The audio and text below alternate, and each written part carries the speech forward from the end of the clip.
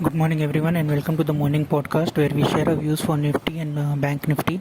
What we saw yesterday for Nifty was the third consecutive day where 15,700 was held and we could not cross 16,000 mark.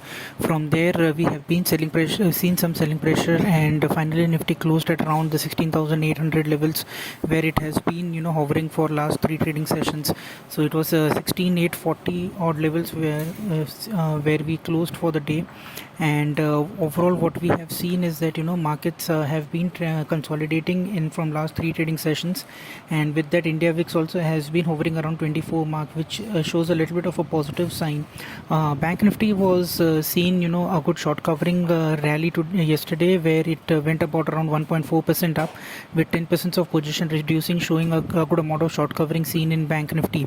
Overall, if we see like the open interest distribution for the calls and put on the Nifty option, it also suggests that 15,700 15,800 would be a very critical support for the markets, and a lot of positions are already maintained around those levels, which indicates that overall that those levels would be difficult to breach, but once breached, then we may see 15,500 or 15,000 also coming in, where the next support comes in.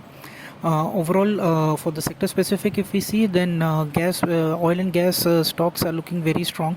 That sector has seen a strong inflow in from last 3 to 4 trading sessions. Besides that, FMCG is still one sector to be watched out for. Many stocks in this sector are seeing very good long positions, so that would be one thing to be watched out for. Looking at the FII data, the trend continues where FIIs are sellers 1789 crores in the cash market, while DIIs bought worth 1428 crores. In the FNO space also, they did cover some of their short positions. Index futures, they have bought worth 980 crores, and stock futures they have bought worth 2039 crores. Overall index future or index option position they have reduced by 1480 crores.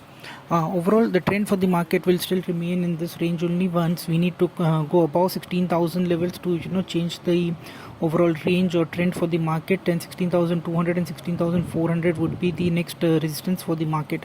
On the lower end, if we breach 15,700, then the overall low which we have made for this year, which is around 15,670 odd levels, that would be the next critical support for the markets.